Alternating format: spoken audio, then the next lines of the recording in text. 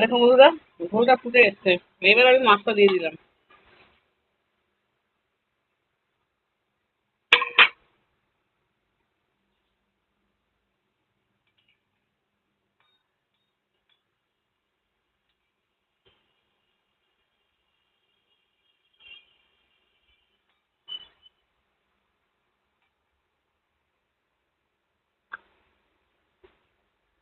একটু ভাজা ভাজা ধনের গুঁড়ো দিয়ে দিলাম।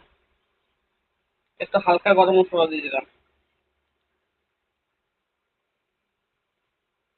খুব একটা বেশি দেবো না, খুব বেশি দিলে গন্ধটা ভালো লাগে না।